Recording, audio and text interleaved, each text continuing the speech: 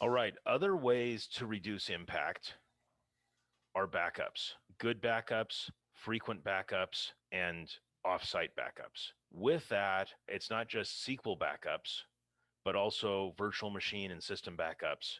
Not just backups, but backups that have been confirmed and tested recently. There's one system I work with where we've got all the backups go off to one server, and then that server runs and does a random restore of those backups, and then does a check DB after it does the random restore of those and confirms that things are good. And if it ever runs into an issue, it alerts, and it even applies transaction logs when it's doing that. So that's an example of knowing the backups work, because it's going to alert us if the backups are broken somehow. Yeah, and that's another good point. And there's a lot of software that will do that for you. I know Veeam will do that for you these days. The other thing I want to drive home is, have different types of backups. Just because you have Veeam or Zerto or some other backup product or Commvault backing up your virtual machine, don't think that that's good enough for your business case. Really explore it.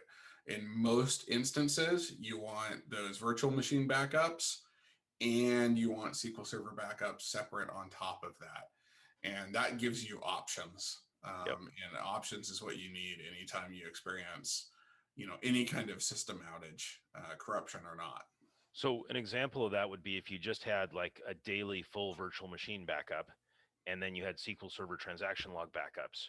If your full backups were happening at like 11 p.m., but you had corruption at 3 o'clock in the afternoon, if all you had was the full virtual machine backup, that 11 p.m. might be your only option to recover.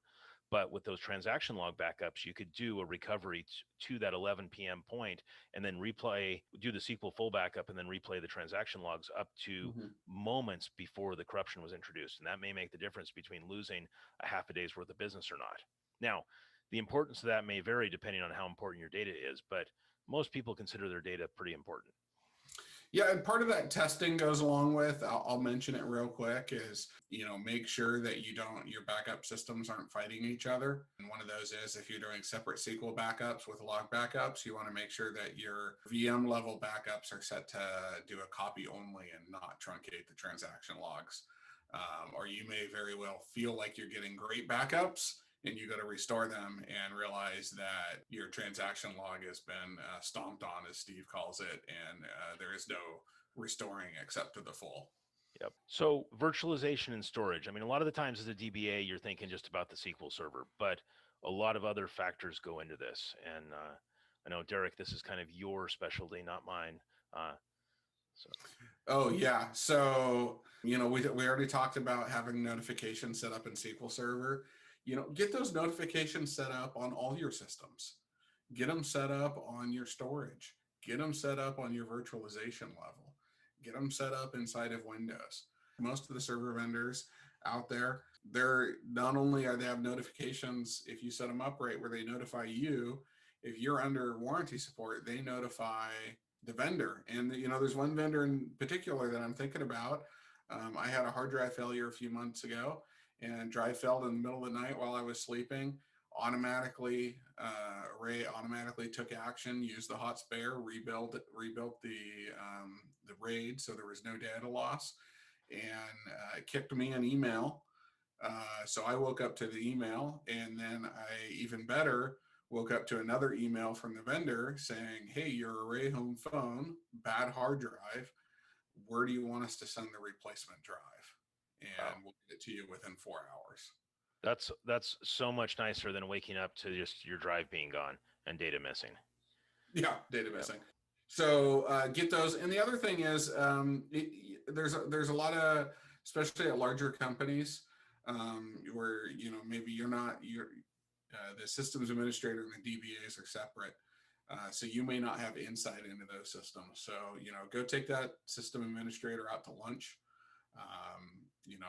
become friends with them, make sure that they have insight into those systems. And especially most of the customers I work with, the data is so important. They can't afford not to have hardware and software support warranties on their system.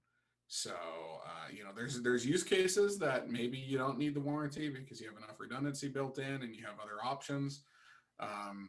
But if you're relying on that system to keep the doors open in your business, and you go out of business if it goes down,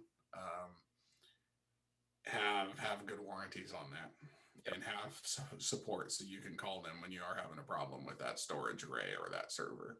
And if you're working with your management team or your finance or your budgeting team about paying for that support, you can use some of the examples from our presentation here as maybe case points to prove how important it is to have that.